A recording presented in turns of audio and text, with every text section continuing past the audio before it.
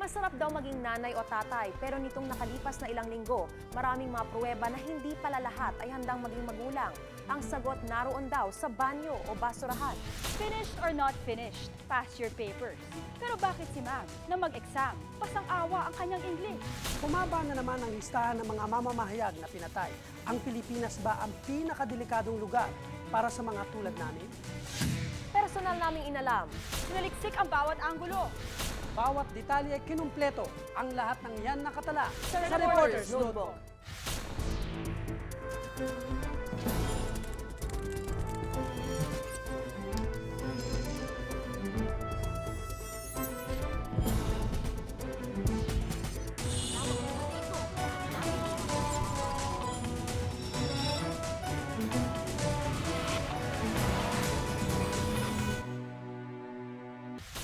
Ang Pilipinas daw ang isa sa pinakamalaya pagdating sa pamamahayag. Pero bakit tila humahabang listahan ng mga napapatay mula sa media? Kaya ang Pilipinas isa na sa masasabing pinakadelikadong lugar para sa mga journalist.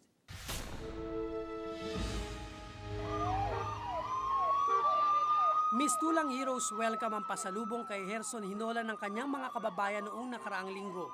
Ilang buwan na ring hindi nakakauwi sa Bacolod si Gerson. Ang malungkot dito, bangkay na nang siya'y bumalik sa kanyang bayan.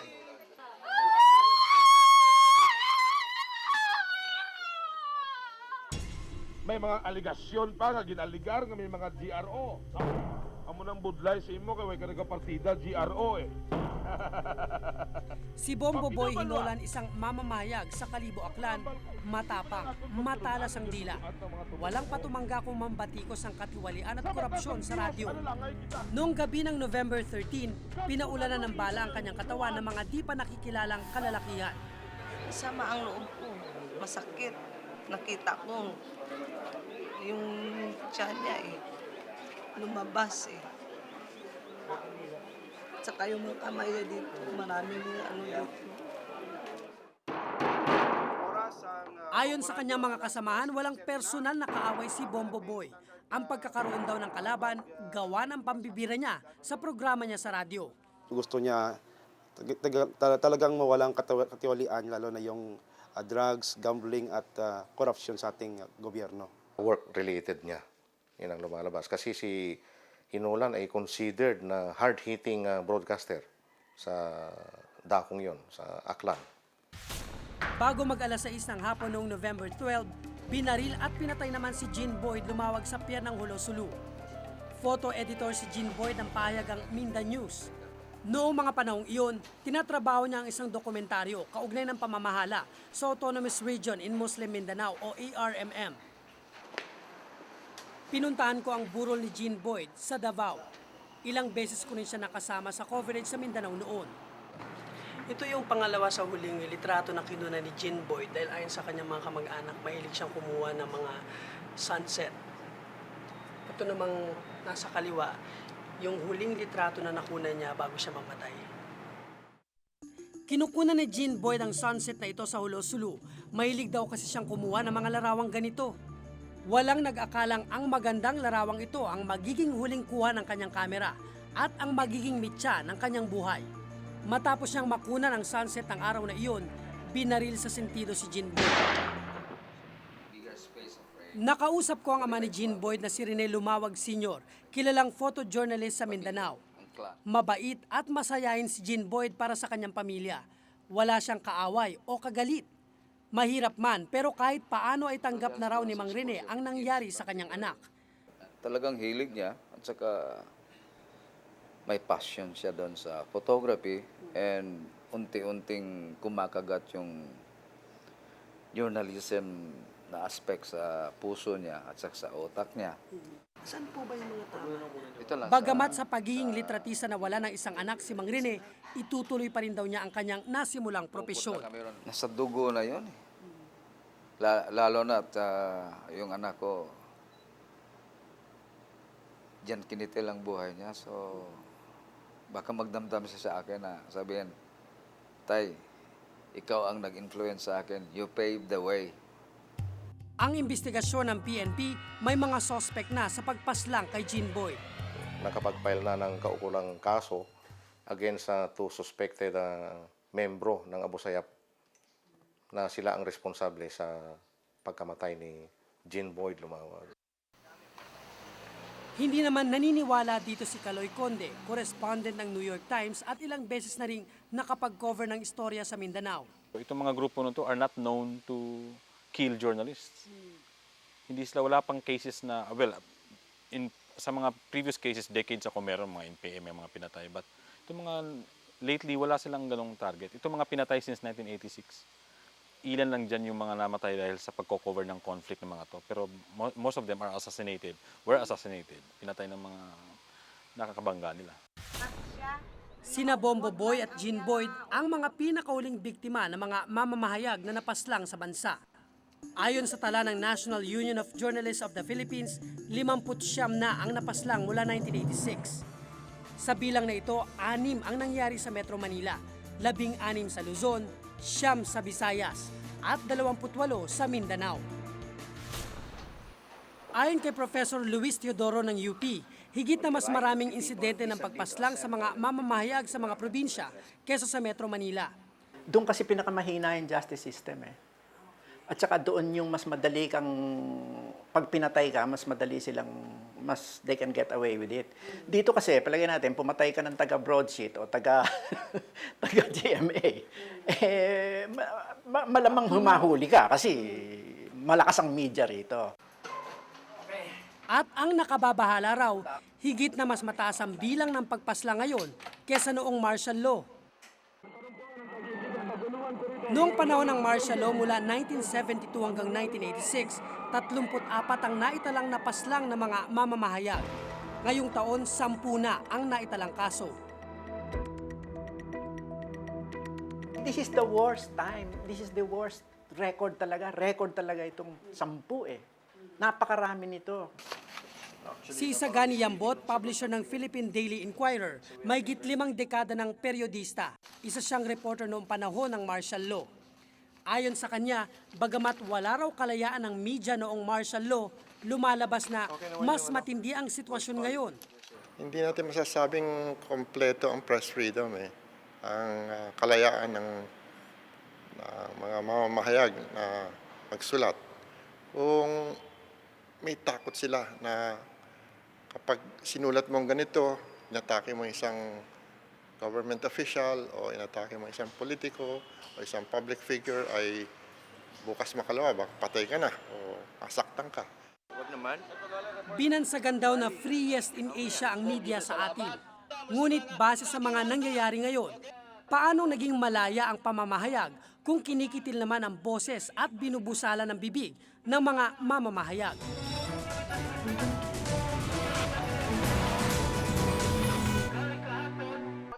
Press ID dapat na raw itago kung gusto mong mabuhay ng matagal. Kung minsan kasi, bala na ang katapat niyan. Ang pruweba sa pagpapatuloy ng Reporter's Notebook.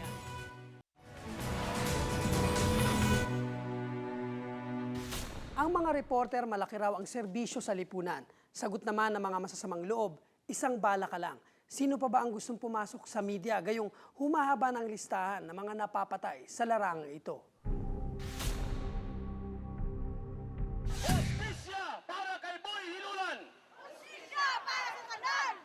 Laganap na raw ang samot-saring karahasan laban sa media, kaya ang ilan nag-aarmas na para maprotektahan ang sarili. Si Rene di niya tunay na pangalan, kolumnista na isang pahayagang tabloid sa Maynila. 8 taon na siya sa media. Maanghang, walang preno kung mambatikos siya sa dyaryo. Kadalasang laman ng kanyang istorya tungkol sa drug lords at mga tiwaling opisyal. Dahil dito, inulan na raw siya ng mga death threat o pagbabanta sa kanyang buhay.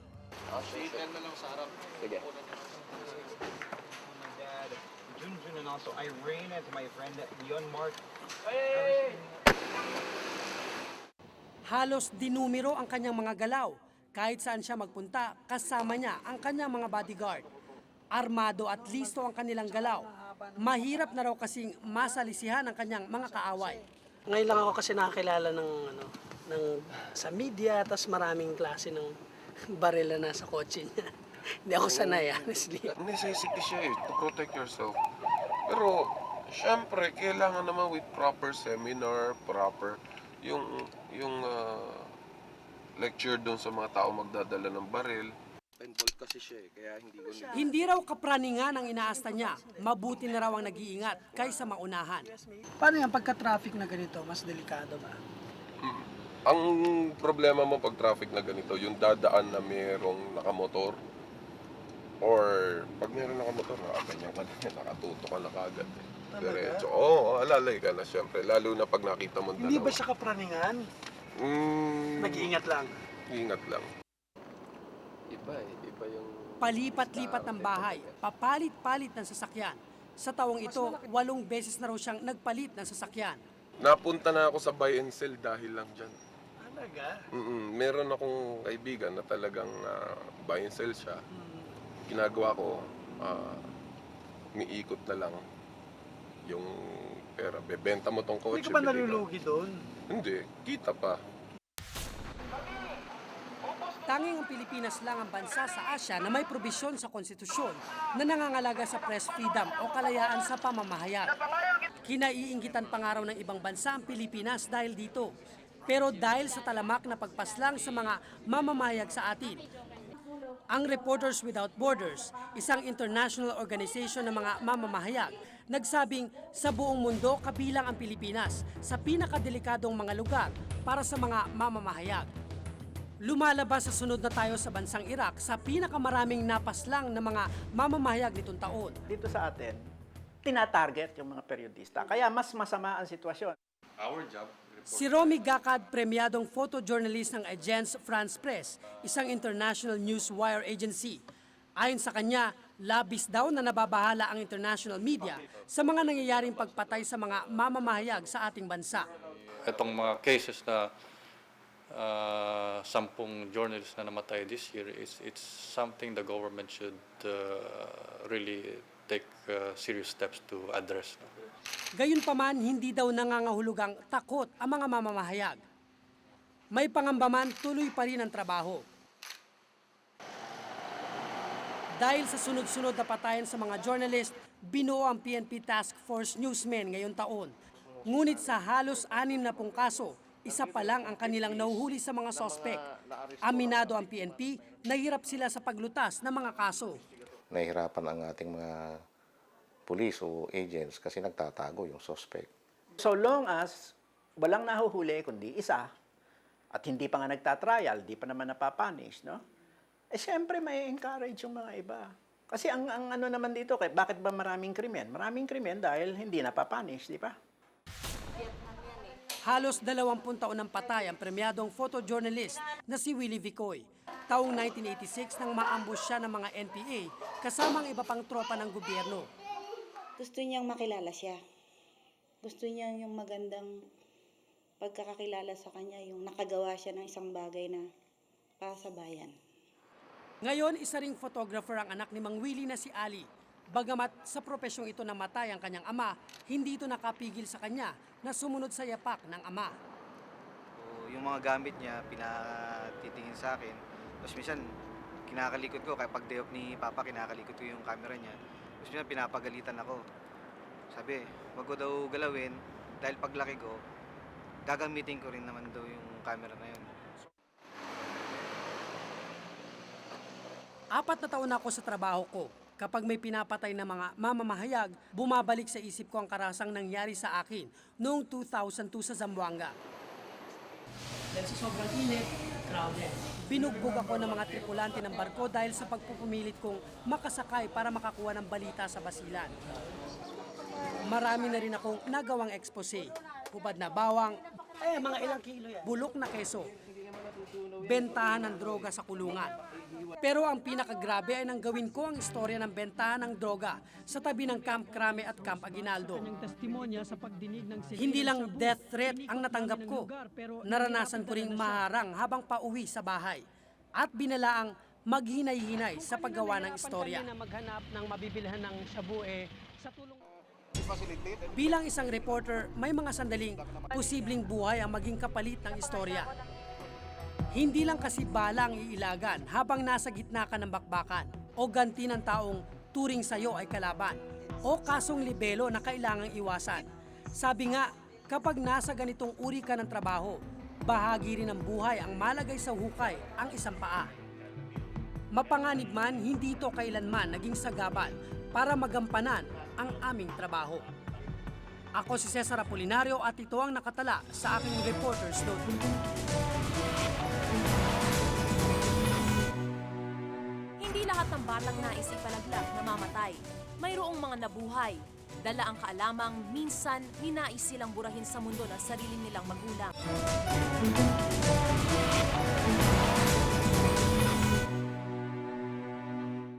Nasa kubeta, nasa basurahan, nakabalot ng dyaryo.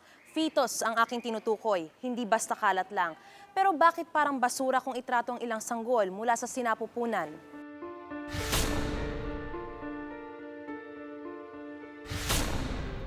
Ang mag-asawang Gina at Glenn biniyayaan ng 6 na taong pagsasama. Pero hindi ng sariling anak. Lahat ng paraan, ginawa na nila para lang magkaanak, pati ang magpahilot at magsayaw sa ubando. Hindi raw nila maintindihan kung bakit ang ibang magulang tinatanggihan ang mga anghel na binigay sa kanila. Kung bakit itong mga tao na to, nagagawa nilang anuhin yung mga anak nila. Oo, na itahapon na kung sila na nga yung binigyan. Ito isang napakaganda regalo galing sa Panginoon. Na kung bakit kami, sa kagustuhan namin, talagang gustong-gusto namin, bakit kaya hindi kami mabigyan? Tila may mga batang sadyang hindi ginusto ng kanilang mga magulang. Gaya na lamang ng sanggol na ito na tinapon sa isang estero kamakailan. Ngayong taon, siya na ang ika-22 fetus na natagpo ang itinapon na lamang ng walang pakundangan.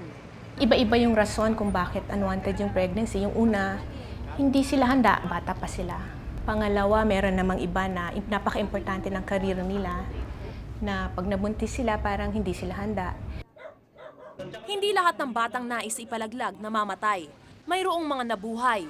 Dala ang kaalamang minsan ninais silang burahin sa mundo ng sarili nilang magulang. Isa na rito si Lito, di niya tunay na pangalan. 18 taong gulang. Nahihiya siyang makilala bilang isang batang dapat ay ipapa-abort. Dahil sa kahirapan daw po, parang hindi pa nila kayang magkaroon ng anak sa panahon na yon. Kaya hindi pa panahon para lumabas ako ng panahon na yun. Kinupkup siya ng kaniyang tiyahin at ngayon nagsusumikap mag-aral ng mabuti. Katunayan, isa siyang eskolar. Tinanggap ko po yun na parang hamon para sa akin. Parang kahit wala sila, siguro kaya ko pong gawin kahit wala sila. Kahit wala siya, kahit chance ko lang itong mabuhay. Kumbaga parang isang chance ako lang. Kaya ang ginagawa ko po, parang minomotivate ko po yung sarili ko na mag-aral mabuti. Damang hinanakit ni Lito sa ina na ayaw na raw niyang makita pa. Gusto ko rin pong mapamukha sa kanya na yung na malaking pagkakamali sa buhay niya yung itry na abort ako. O kaya kahit na hindi man nagtagumpay, malaking pagkakamali po sa kanya yun. Parang malaki yung nawala sa kanya na hindi na niya kayang ibalik. Noong 2003, mahigit kumulang 400,000 bata raw ang pinalaglag at mahigit 1,000 bata ang inabandona na lamang. Marami pang kaso ang di dokumentado. Kung ang mag-asawa sabik sa anak, ang 20 taong gulang na binatang ito sabik sa magulang. Iniwan daw siya sa isang simbahan noong siya'y maliit pa, ni hindi na niya maalala kung saang lugar siya iniwan. Ako na ang pinasunod po sa umpisal. Yung pagbalik ko po sa inuupuan namin, wala na po. Sabay umiyak na po ako doon. Tapos po nananawagan sa simbahan sa radyo po. Namalagi siya sa DSWD hanggang sa kupkupin ng babaeng ito. Ang hiling lang niya, ang kininasana siya ng mga tunay na magulang. Sana huwag akong mawawalan ng pag-asa.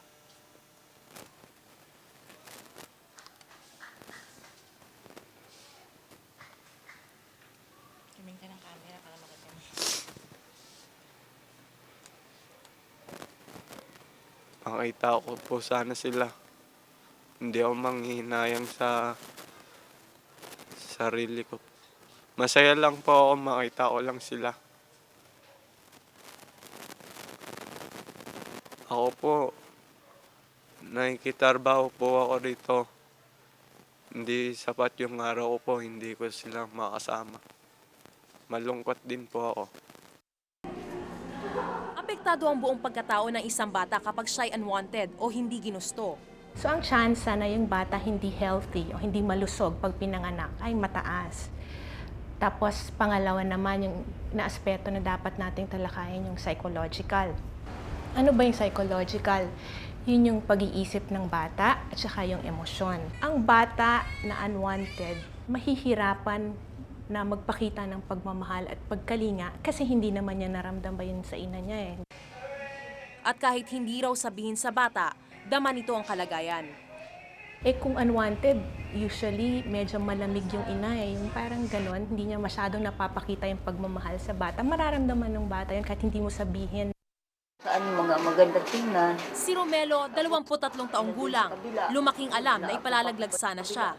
Nag-start yun dito sa bahay din eh. Narinig ko yung mga kapatid ko, mga ate at kuya ko na inasar nila ako ng... Yan si Milo kasi pinalaglag yan ni mama nung bata pa. Nandito ka sa puso ko. Pero hindi siya nagtanim ng puot sa ina. Siya ngayon ang tumutulong at nag-aalaga sa kanyang nanay. Umiiyak na ako, nakaraos na ako. Sabi ko, salamat Lord, walang nangyayari sa anak ko.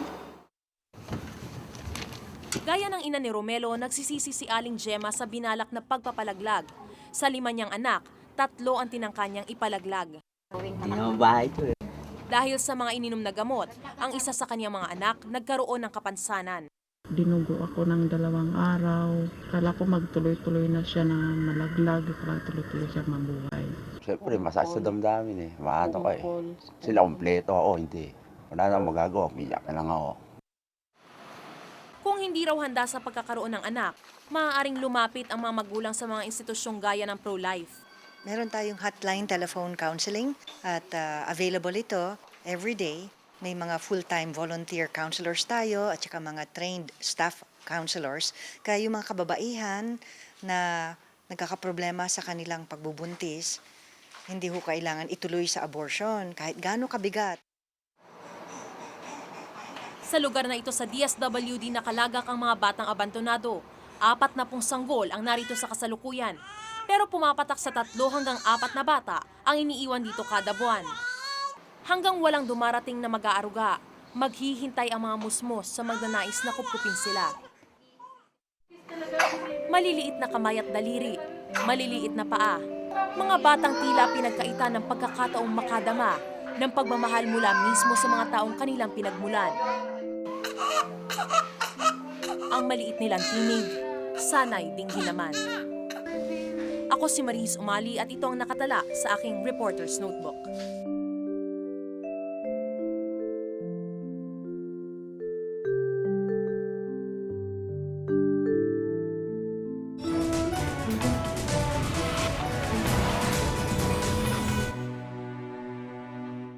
Noong 589 kung yun naman lang teacher na nabagsak pa, lalo ng anak namin.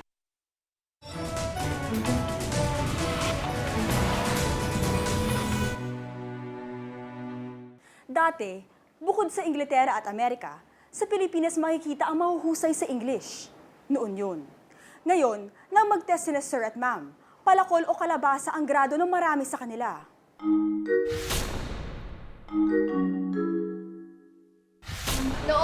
Noong 589 before Christ, Sila ang pag-asa ng bayan. Edukasyon daw kasi ang isang daan sa pag-unlad ng bansa. Pero ang edukasyon natin, tila hindi na nauubusan ng problema. Kamakailan, lumabas ang resulta ng eksamen na ibinigay ng Department of Education noong nakaraang taon para sa mga guro ng English, Math at Science sa pampublikong paaralan. Ang self-assessment test for English proficiency. Mahigit 80% sa kumuha ng test, lagpak. Si Ma'am Marie, hindi niya tunay na pangalan, 36 years old, isa sa mga hindi nakapasa. English teacher siya ng halos 14 na taon. Katuwiran niya, hindi raw sila binigyan ng pagkakataon na makapaghanda sa naturang exam. Maybe because I'm tired. But given a chance to have exams with, preparedness and readiness before the exam, I would say that I would be very much enthusiastic to answer the questions. Si Ma'am Flor naman, 54 years old, hindi rin pumasa sa exam. Math ang kanyang itinuturo.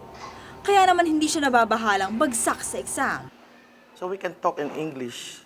We can communicate with our student in English, mathematically speaking, but not that as proficient as English teacher. Para sa ilang teacher na kumuha ng exam, hindi raw dapat maging sukatan ang test na ito sa kakayahan ng mga teacher pagdating sa Ingles. There should be other type of tests which can measure the proficiency like written and speech or speaking. So hindi lang black and white or written exam. There should be interviews. Ayon sa DepEd, sa naturang exam, hirap daw ang mga teacher pagdating sa reading comprehension o pag-intindi sa binasa. Itong English proficiency test would prove to us that bumaba yung proficiency sa English. There's no doubt about it. The data tells us that's what's happening. Does it make us less of an English-speaking country? No. We still speak English. We don't speak proper English. Yun ang problema. Ito ang kauna-unahang beses na nagsagawa ang DepEd ng ganitong eksamen. Maging sila na alarma sa resulta. We have to deal with it. We have to fix this problem. If we don't fix this problem, it won't fix the student learning problem. Hindi raw matatanggal sa trabaho ang mga gurong hindi pumasa sa exam. Sukatan lang daw kasi ito sa kakayahan ng mga teacher para matukoy nila ang tulong na maaari pa nilang maibigay. Ang tawag dito ay diagnostic type exam. You do the exam once to determine ano yung level ng teacher. Once you do it once, then you program yung intervention. 85 million pesos ang nakalaan na budget ng DepEd para sa teaching training ng mga guro. Pero hindi raw ito sapat. Plano rin ng DepEd na imungkahi sa Professional Regulation Commission na isama na sa licensure examination ng mga guro ang English Proficiency Exam. Ito ay para lalong masiguro na mahusay ang mga susunod na guro. Pero ayon kay Professor Lourdes Tayaw, may akda ng maraming libro sa English, hindi na siya nabigla sa resulta. Nararamdaman na raw niya kasi ang pagbagsak ng paggamit ng mga guro ng wikang Ingles sa pagkikisalamuhan niya rito. Ilan daw sa dahilan sa pagbaba ng kalidad ng mga guro ay ang paglobo ng bilang ng mga mag-aaral, samantalang lumiliit naman ang bilang ng mga guro, ang maliit na sahod, at ang mababang pagtingin sa guro bilang isang propesyon. We're not attracting the brightest minds to education. We're not. Yeah, they would rather go to other professions. You see? I told you there are many reasons why. And then the environment is no longer that supportive. Dagdag pa niya, karamihan sa mga guro ay nangingibang bansa, kaya nababawasan palalo ang naghihingalo lang ang bilang ng mga guro sa ating bansa.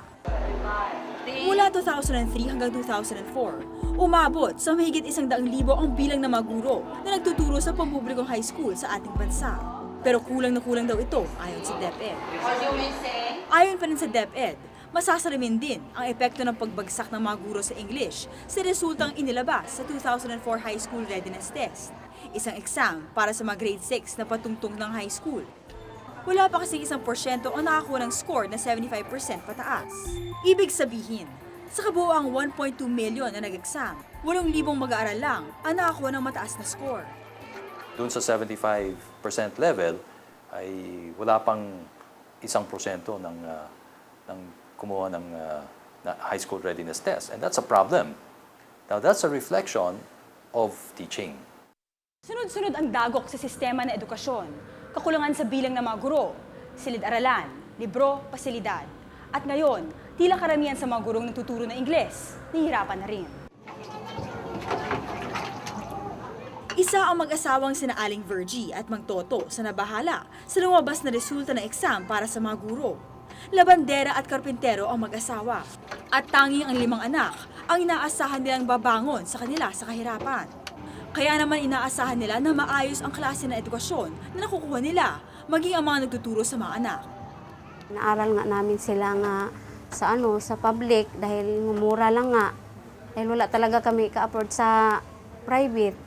Kung yun naman lang nga, teacher na, nabagsak pa, lalo ng anak namin. Yung graduation po namin. Nangihinayang naman ang consistent honor student na si Raquel sa issue tungkol sa mga gurong hindi pumasa. Pangarap pa naman niya ang maging guro. Gusto ko nga po mabago yung pagtingin ng mga tao sa kaguruan. Hindi naman po siguro lahat ng nagiging guro, ganun po ang kinalalabasan. Habang marami ang hindi na ipasa ang exam na ibinigay ng DepEd, si Ma'am Teresita Cervantes minanilang ang pagsagot sa test. Isa siya sa top-notcher sa naturang test at nakakuha ng gradong 98%. Hindi siya naniniwala na kailangan pang paghandaan ng test na binigay ng DepEd. Ang pangalan ng exam ay self-assessment. So dapat talaga, self-assessment, ang binibigay mo doon yung sarili mo eh. Kung ano yung exam mo, parang iyon ikaw. So dapat talaga sineryoso nila yun.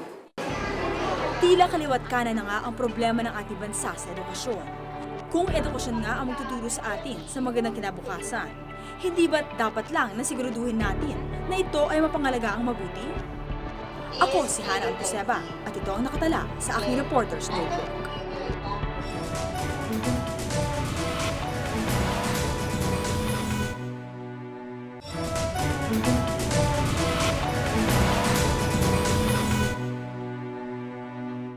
Kung may nais po kayo ipasiyasat ng mga isyu o mga balita, maaari po kayong tumawag sa numerong 928-4239. Maaari rin kayong mag-email sa amin sa reportersnotebook@gmanetwork.com.